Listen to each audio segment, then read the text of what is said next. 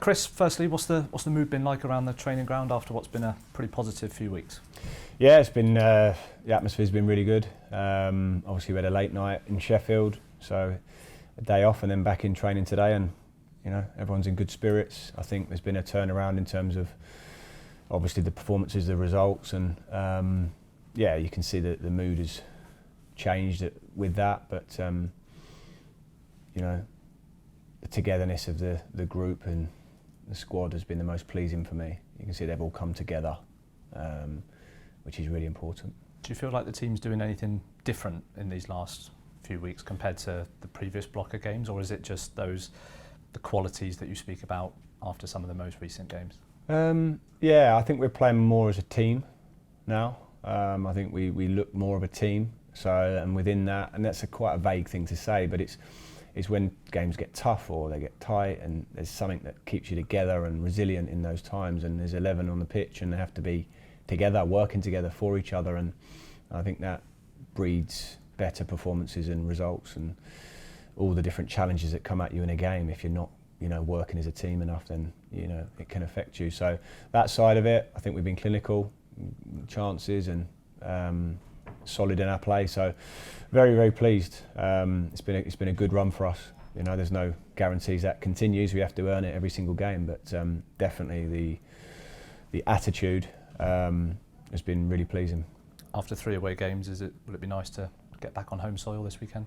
Yeah, absolutely. Back at home where we love to be. Obviously, the home support is amazing for us. It's such a fantastic record we've got there, and we don't take it for granted. We know we have to put a performance on the pitch that the fans can really relate to, and they see a Birmingham City side they want to get behind. But we've been really strong at home. We have to try and use that to our advantage. 1 defeat in 7 now in all competitions. How important has this period been in terms of trying to build some momentum now? Yeah, definitely. I mean, it's a long, grueling season, and it was last season. But when you're not winning as much as we were last season, it can feel very grueling for the players, especially during that festive period. There's so many games, but I do feel like we've turned a corner. You can see that with the way we've been playing. We now have 18 league games left, and it goes quickly. So we're in a position now where we have to really be excited by that, go for every game. As we go along, then it's going to get lighter, the weather's going to get better, and you move towards that final part of the season. But we're in good form. We deserve to be, because the players have given absolutely everything and shown their qualities. And we go for the next one. The clean sheet against Sheffield Wednesday was the first, I think, since Millwall early November. So how important can that be as a bit of a stepping stone now, both home and away defensively? Yeah, definitely. It is always important to get clean sheets. I think it gives a certain confidence. I know just for the back four and the goalkeeper, but for the whole team, and to do it away from home and score a couple of goals, excellent. So yeah, I think for me it's always defending first. You always have to be good defensively. To be a good team, I always think you have to be good firstly defensively. So however you want to play, whether you drop deep or you press high and set pieces, but you have to be good defensively to have a chance of winning games. We know we've got quality with the ball, and we can have our moments, but it's important that we defend well as a team, and obviously we did that. We saw John Solis come off the bench in midweek. Can you just give us a little bit more insight into the qualities that you think he's going to bring to us for the rest of the season? Yeah, so I mean, John comes in from a club and a league where you know they play in terms of possession. He'll have a lot of good concepts around ball possession, his positioning, how to keep the ball well. But what he also brings, which was the real attraction for me, is the physicality side of it. He's a big size. You could see the other night he put his foot in, won a few balls. He can then play forward when he gets it, but gives us a bit more physical presence in there. That for me is his greatest strength, and he's, as I say, can play as well when he gets the ball. So he's a 6 or an 8, that type of player. And you got a glimpse of that the other night when he came on. We've also added Ibrahim Osman and August Prisk to the squad this week. What qualities of theirs stood out for you in that recruitment process, and what are they going to bring to this squad? Well, Osman, it was his pace and his ability to go 1v1 and be an outlet for the team. I think he sees his best strength as his 1v1 play out on that left.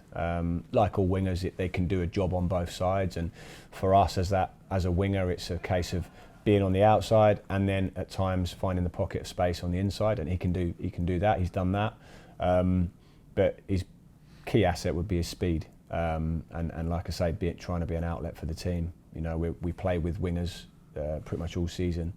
Since early on, we've played with two wingers, and they're an important outlet for us. And creativity-wise, we need them to be able to go past people, get crosses in, and then get in the back post to score. So hopefully he can do all of that. And a word on August. I mean, he's come here on a long-term contract, mobile forward, can score different types of goals. Probably someone you're excited to work with. Yeah, I think he's a fantastic profile. He's 6'3". He's a good size. He can hold the ball up. He's got a good touch, good in the air. He can finish. He's got a lot of qualities. I think the important thing to make clear with this player is the time that he's going to need and the space he's going to need to grow, because we can't expect too much too soon of this player. We've signed him on a long-term contract for a reason, is that we believe he can really grow with the club, and we're very, very excited to have him here. I'm not sure the details, but it was my understanding there was some pretty good European clubs interested in him as well. So I think we did really well to attract him here to this club, and he's a fantastic lad. Just speaking to him and getting to know him a little bit, really exactly the type of character that we want to bring. So, but we need to give him time. He's not someone that's going to come in on day one and be, expected to blow the championship away or English football away, because it's his first steps and he's a young man. But and we'll give him that time and support. But a very good signing for us. Stoke, the next opponents on Saturday, a team who's just a couple of points and a couple of places outside. What sort of test are you expecting from them? Well, we've expecting a very similar to how they've been all season. I think when the team doesn't change their manager and the players kind of stay the same, this second round of fixtures, you know what they're going to be like. So know exactly what they are as a team. Very solid defensively. They've got real attacking threat. We had I'd say a close game against them last time, but they got well on top of us in the first half, and we lost that match. So yeah, good team. Mark Robinson's done a very good job there. You see this season that they're real contenders for promotion. For us, I say they're above us in the league. We've got to go for it. We're at home, but we are playing against clearly one of the better teams in the league. Just on the squad front, Bright Asai Samuel is back now from AFCON. There was a few reports online that he might have picked up something injury-wise in that last game. Is there anything you can tell us on that? Is he available for the weekend? Yes, he is available. He did. I think there was a little something there, but we've had him all checked out and he's trained as well today, and I think he's fine. So he's back, which is great news. And obviously, congratulations to him for his performances and Nigeria's in the tournament, because although they couldn't go on to win it, they certainly did the country proud. And I think Bright really enjoyed being part of that. So yeah, we're pleased to have him back. And in terms of the treatment table, how's Damari progressing, and Jack Robinson, how are both of those, and longer term Ethan Laird, Alex Cochrane? I know Alex is a bit more longer term, but any closer to Ethan being back involved? Yeah, I think if I probably group Damari, Jack and Ethan in terms of a timeline together, I think we're still a good few weeks away from them then actually training, and then once they get training, then they need to build a little bit towards them playing again. So we're a good few weeks away for those three, all with different timings of injuries as such and different types of injuries, but I think they'll be returning to training at a similar time, but we're talking well into February. Alex unfortunately is a little bit longer, which is a shame, but hopefully we see him back firing before the end of the season for that last push. And they're the moment. Lee Buchanan is on his way back from a very long injury, as we know. Step by step he's getting there.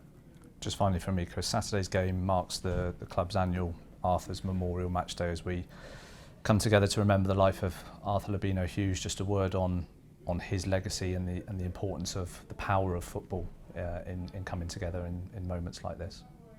Well, yeah, I mean, obviously I'm attending something with some members of Arthur's family this afternoon, and yeah, I mean, his legacy lives on. What more can you say? He's clearly had such an impact, was such a special little boy that the club will never forget him. We certainly won't, and his name will be there for forever. So his legacy shines brighter than ever today, and we have to honour that, basically, because what we can do in football with these types of things is we can't stop them happening, or we can certainly raise awareness to what happens and what happened, and hopefully that does help others in the world and certainly in our community. But I think for Arthur, is someone that I've spoken to the players before about him and his story and everything else, but his name and his legacy shines bright. That's what I'll say.